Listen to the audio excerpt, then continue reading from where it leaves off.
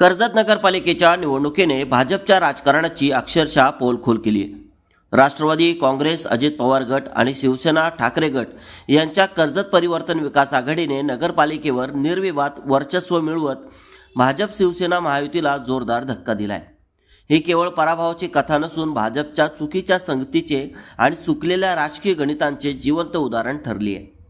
21 सदस्यीय नगरपालिकेत परिवर्तन विकास आघाडीने 13 जागा आणि थेट नगराध्यक्षपद जिंकत सत्ता हस्तगत केली आहे. दुसरीकडे महायुतीला अवघ्या 8 जागांवर समाधान मानावं लागले.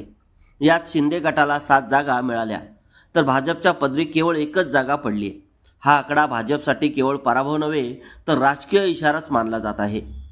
विशेष बाब म्हणजे भाजपने थेट नगराध्यक्ष पदासाठी उमेदवार उभा केला होता. त्या उमेदवाराच्या प्रचारासाठी भाजपचे दिग्गज नेते, मंत्री, आमदार आणि स्टार प्रचारक कर्जतमध्ये तळ ठोकून होते. सभा, बैठका, शक्तीप्रदर्शन, आश्वासने सगळे झाले, मात्र मतपेटीत भाजपच्या वाट्याला काहीच आले नाही. दिग्गज नेत्यांच्या प्रचार संसाधनाने आणि ताकद असूनही भाजपला थेट नगराध्यक्षपद तर सोडाच, साध्या जागाही टिकवता आल्या नाहीत. ही बाब भाजपसाठी अधिक लाजिरवाणी ठरली आहे.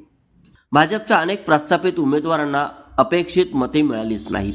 काही प्रभागात तर मतांची टक्केवारी इतकी घसरली की भाजपचा पारंपरिक मतदारही दूर गेल्याचे स्पष्ट झाले. त्यामुळे कोणासोबत युती करावी हा निर्णय चुकला का असा सवाल आता भाजपच्या अंतर्गत गोटातूनही उपस्थित होऊ लागलाय.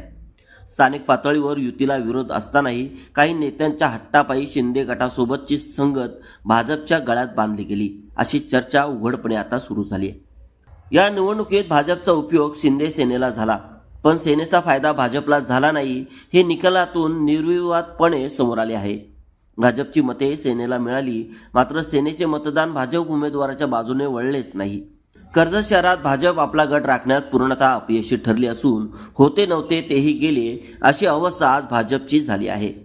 2017च्या निवडणुकीत भाजपचे 4 निष्ठावंत कार्यकर्ते नगरसेवक म्हणून निवडून आले होते, मात्र या निवडणुकीत भाजपच्या वाटेला केवळ धूर उरली. एकमेव निवडून आलेला उमेदवारही आयात असल्याची जोरदार टीका होत आहे. माजी आमदार सुरेश लाड यांच्या भाजप प्रवेशानंतर हा विजय मिळाला असून ते माजी नगराध्यक्षांचे पती आहेत. त्यामुळे भाजपचा हा विजय संघटनात्मक ताकदीचा नसून आयात राजकारणाचा परिणाम असल्याचे चित्र आहे. खरे तर भाजपसमोर थेट नगराध्यक्षपद जिंकण्याची सुवर्णसंधी होती. राष्ट्रवादी अजित पवार गटाकडून युतीचा प्रस्ताव होता. ठाकरे गटानेही लवचिक भूमिका घेतली होती, तरीही भाजपने पारंपरिक मैत्रीच्या नावाखाली शिंदे गटाची संगत धरली आणि याच निर्णयाने भाजपचे राजकीय गणित पूर्णतः फसले. आज जर भाजप राष्ट्रवादी आणि ठाकरे गटासोबत असती तर कर्जत नगरपालिकेतील सत्ता समीकरण पूर्णपणे वेगळे दिसले असते. कदाचित आमदार थोरवे यांच्या सेनेलाच पराभवाची धूळ चाखावी लागली असती, असे मत राजकीय विश्लेषक व्यक्त करतायत. माजी आमदार सुरेश लाड यांच्याबाबतही ही निवडणूक चुकांची साखळी ठरली.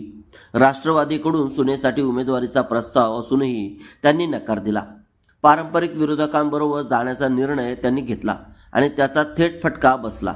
स्वतः लाड यांनी पत्रकार परिषदेत राष्ट्रवादीचा प्रस्ताव असल्याचे मान्य केले होते. हे विशेष. आज बदलापूर आणि अंबरनाथमध्ये भाजपने ज्या युतीच्या माध्यमातून यश मिळवले तीच रणनीती कर्जतमध्ये राबवली असती तर चित्र वेगळे असण्याची शक्यता नाकारता येत नाही.